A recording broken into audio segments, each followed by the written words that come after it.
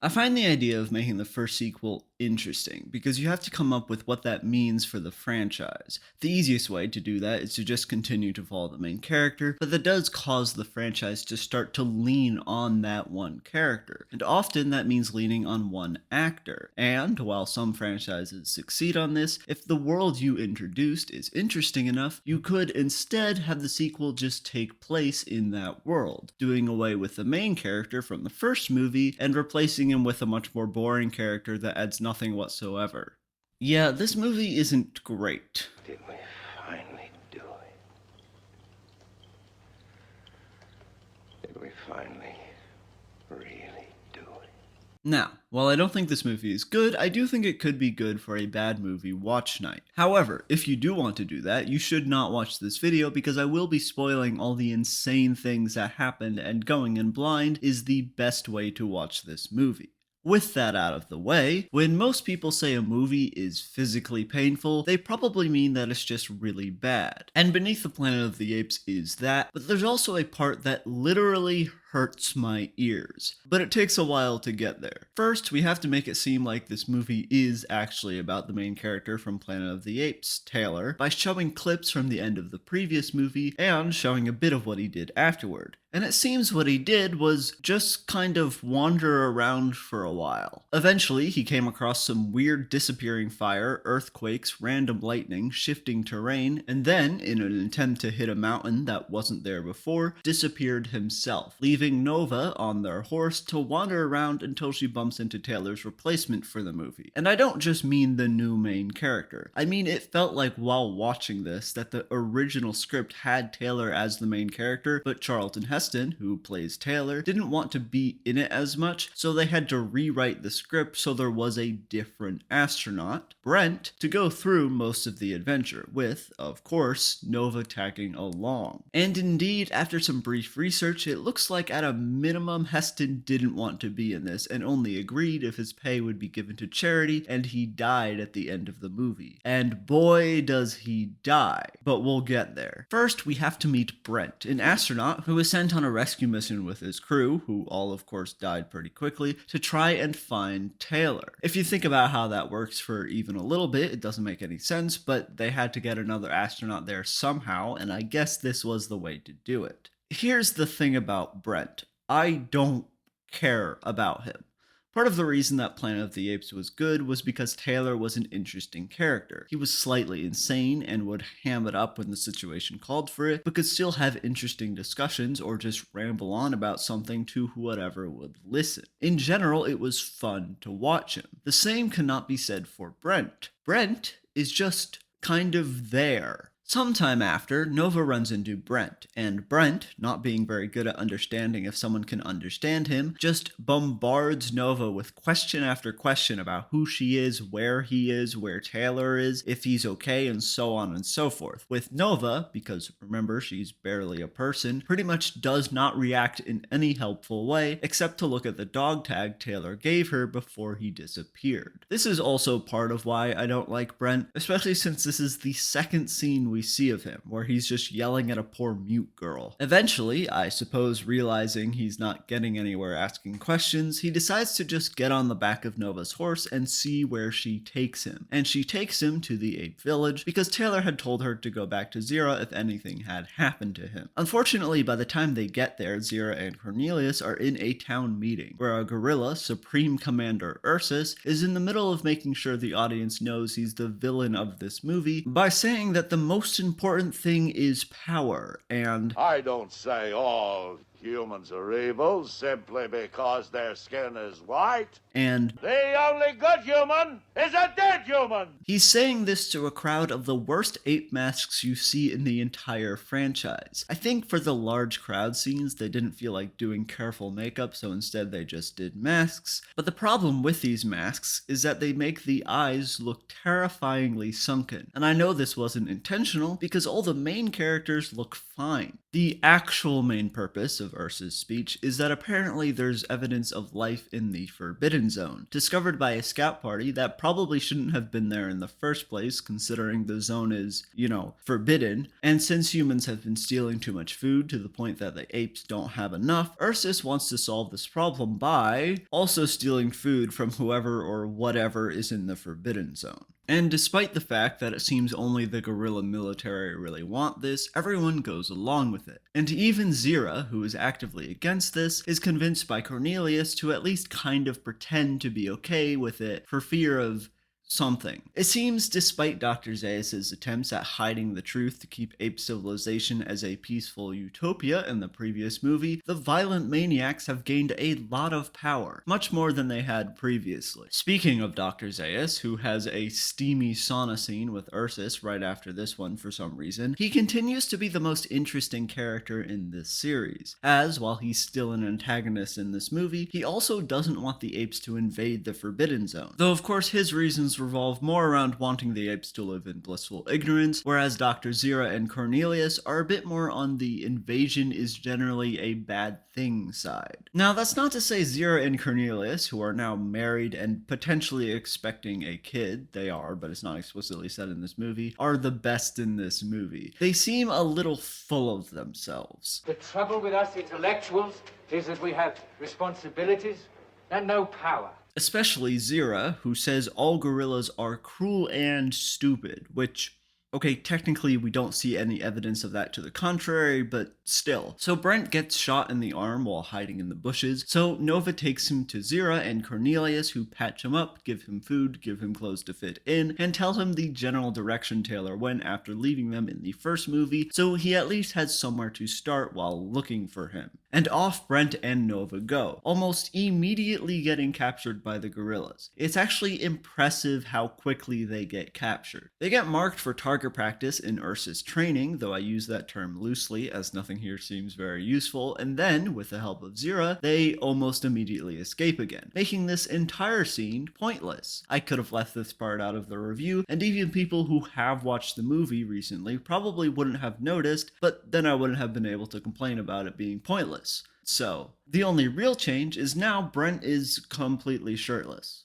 So Brent and Nova escape the gorillas by hiding in a cave, which turns out is the remnants of a train station. And because we have to, we have the main character realizing the planet is actually Earth, and I think this is a good example of why Brent just isn't as interesting as Taylor. Taylor's reaction to seeing the Statue of Liberty may have been over the top, but it was raw, it was emotional. Brent's reaction is, well, while it's not necessarily that bad, and I appreciate how they try to do something slightly different with it, it's also off. I think it's the lines themselves that just sound weird to me. And also, we've seen this scene before, but better. Back in Ape City, the astoundingly huge gorilla army has started their march into the Forbidden Zone. I did not realize that many apes total lived in this town. Cornelius says there aren't enough chimpanzees to make a change, and yeah, compared to the gorillas, that's probably true, especially after we see the abysmally small chimpanzee anti-war protest that gets arrested, who start yelling about gorilla brutality, which is fun. Side note, you'd think all these tensions between gorillas and the rest of the apes would have some sort of conclusion, but no, this is actually the last time we see Ape City. We do get a bit of fighting between gorillas and the rest of the apes in a later movie, but it's a completely different group of apes at that point. This is just a completely unresolved thing that takes a prominent role for half the movie. Maybe if I had more knowledge about what was going on in 1970, this would be more interesting, but even so, referencing real life things does not immediately make good storytelling. We go back to Brent and Nova pretty quickly, and they're busy following a strange humming deeper into the caves. Now, this humming, while not too bad, is the beginning of some strange audio choices that this movie makes. Here's a bit of it at full volume. So, not terrible, but not exactly pleasant either, though that does seem to be the point. Don't worry, things get worse. They follow the humming into some tunnels and into some pretty impressive sets of the ruins of Manhattan, blown up by the nukes and buried under 2,000 years of existence. I mean, they still look incredibly fake, but there was definitely effort put into this, and I appreciate that. What I don't appreciate is how much louder the humming is getting. It's starting to be a little much. Luckily, it stops as the pair end up in front of a cathedral. Now, here's an interesting detail. Underground, we see the remnants of 4 major buildings: the New York Public Library, the New York Stock Exchange, Radio City Music Hall, and this cathedral, in that order. We also know that the pair started this adventure at Queensboro Plaza, which means, assuming these buildings didn't get blasted miles from their original location, we can actually get a general idea of where they went and how far they walked. And it is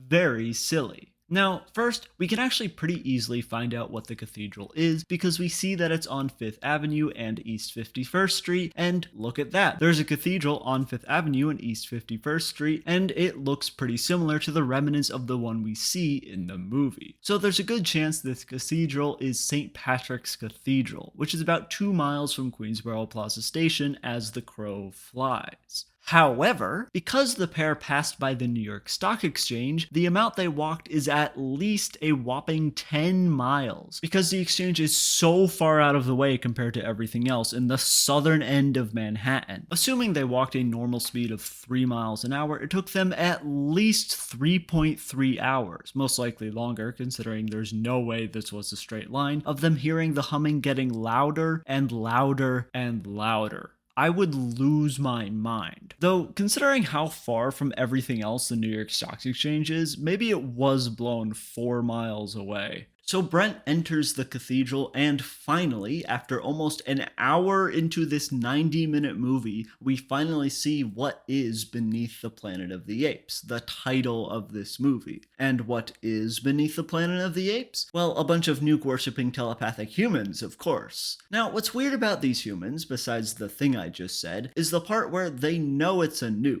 Usually, I feel like in cults and religions that worship an inanimate object, they believe the object to have some power that it wouldn't normally have. Whether that be because they believe the object itself is their god or that it's a conduit for their god, they believe the thing is more than meets the eye. But the nuke cultists know it's a nuke. They know exactly what it is and what it can do, and even have the controls to set it off at any point. And admittedly, a nuke is pretty powerful, but it's still just an inanimate object. But they still worship it as an almighty gift from God, maybe even a god itself, to the point where they turn their face to it when they die. I don't know a lot about cults, but that feels pretty weird. One of the features of being telepathic in this universe is the ability to give people audiovisual hallucinations, or illusions as they call them. It was them who caused what was thought to be fire and earthquakes and lightning in the beginning of this movie, and if you consider the weather from the beginning of the previous movie to not be explained sufficiently, you could say that this is the answer to those oddities too. Presumably they also created the weird humming Brent and Nova were following, which is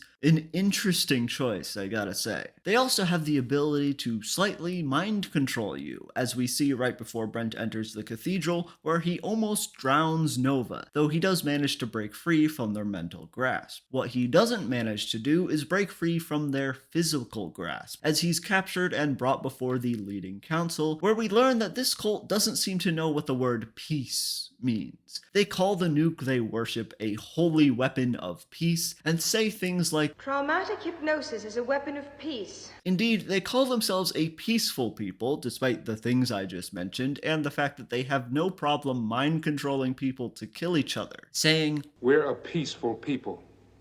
We don't kill our enemies. We get our enemies to kill each other." What peaceful folk. This is also the physically painful for the audience scene, if the loud humming wasn't already unpleasant enough for you. See, because the cultists are telepathic, they can communicate with their thoughts, and the way this movie indicates this is with every time they quote-unquote say something. This scene is the council interrogating Brent because they want to know what the ape's intentions are. And there's a point where they all start saying things to him at once, except all we hear is a bunch of overlapping beeps. Then later, one of the council members says one of their weapons of peace is a sonic deterrent, and indeed shows it off by giving us a loud, high-pitched wail. Skip to this time code if you don't want to hear them in succession to each other. Stop it! I can't understand you. You're all screaming at me at the same time. I can't separate.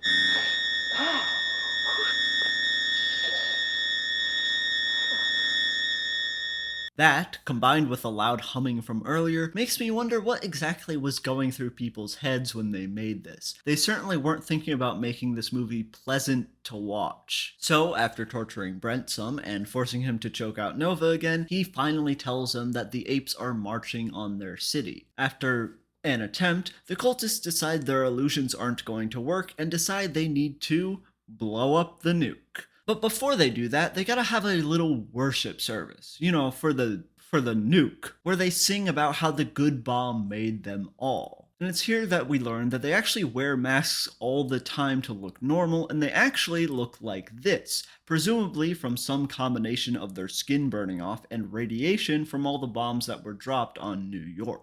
These faces, combined with this almost feeling like a normal church worship service, except with the bomb as their god, makes for a rather uncomfortable scene, which I believe was the point. Though this scene is also a little funny, because right after this, one of the cult leaders tells Brent he hopes the ceremony proved their peaceful intentions. Yeah, nothing says peaceful like having a worship service for a bomb that's going to kill everyone. And, despite my complaints about this movie, I will say it did a good job of making the cultists awful. They think they're advanced, but they somehow forgotten the meaning of the word peaceful. They call the apes ugly, despite the fact that they are irradiated monstrosities, the whole nuke worshipping and torture stuff, and they think that being able to break through an illusion is a sign of stupidity, which is especially hilarious considering even this horse was freaked out by the illusions. They do indeed capture that essence of humans being just the worst that permeates this series. Speaking of illusions, let's talk about how bad the cultists are at illusions. Their stated goal is to make sure no one, especially the apes bent on finding and killing them, do not find them. This is a reasonable goal. So what's the easiest way to make sure no one finds you if your only power is illusions? Well, you see that cave that's the only entrance to your place? No, you don't. That's solid rock right there. There's no cave. It's literally that easy. Just create an illusion of a lack of cave. No one's going to go down there to make sure the solid rock is real. That's a weird thing to do. But sure, maybe that isn't creative enough, and since these guys are just cruel, maybe they want something more exciting. Okay, fine. Well, presumably these illusions are all in the mind, because that's what the cultists have, telepathy. So technically, there's no need to have everyone see the same thing, which, side note, means they specifically freaked out that horse, which is uniquely cruel. So instead, just have an illusory sandstorm blow in the dust, the apes see something terrifying with a weapon pointed right at them. Clearly, they need to shoot it before it kills them, because the thing is, the apes don't know what lives in the Forbidden Zone, so it could be anything, any monstrous creature with a weapon. But of course, these monsters the apes are seeing aren't actually monsters, but the other apes they were traveling with, so they all just shoot each other. Even if not all of them die, you have a much smaller problem to deal with. But hey, maybe creating illusions is difficult at a distance, and the only good way to do it is to make everyone see the same thing. Fine. The cultists have no problem with mind controlling people to kill each other, so just do that with the apes. We see that the person can mind control two people, so even if at a distance the power lessens to a quarter of that, the 5-person council by itself can still control 2 apes. And 2 apes with guns suddenly turning on their allies can do a lot of damage. And as soon as one ape is stopped, just start mind controlling another one. And as an added bonus, since these guys are cruel, this would cause so much fear and paranoia. They could have used any of these ideas in tandem with each other and much more to successfully stop the guerrilla army from invading their home. But they don't do anything like this. Instead, they create illusions like sudden fire and earthquakes and disappearing mountains and this elaborate set piece, which actually almost works until they get carried away with it and start making a statue bleed. And while it will maybe scare off the apes, it also very clearly shows that they're going in the right direction. Indeed, the apes didn't even know anything lived in the Forbidden Zone until they used some of the illusions to freak out a scouting party, who probably wouldn't have noticed anything if the cultists had just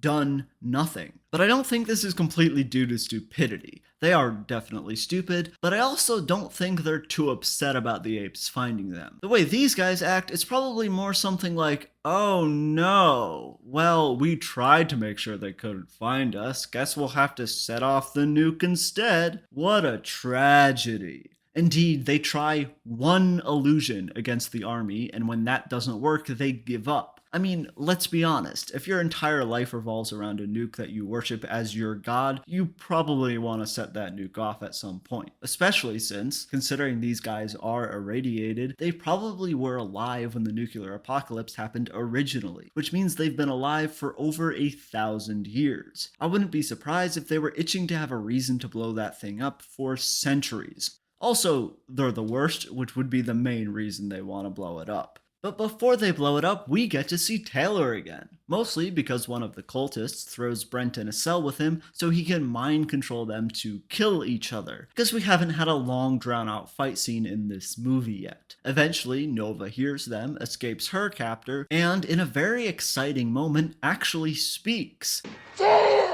Saying Taylor's name and distracting the cultists long enough for Taylor and Brent to break free and attack him instead, killing him on the spiky bars of the cell they're in, you know, like peaceful people have. Unfortunately, there's not much time to celebrate because they accidentally lock themselves in the cell, realize the nuke is not just a nuke, but a nuke that could cause a chain reaction that burns the atmosphere, killing everyone, and then the guerrillas attack the city, and almost as soon as the trio manages to get out of the cell, Nova gets shot by a gorilla and dies.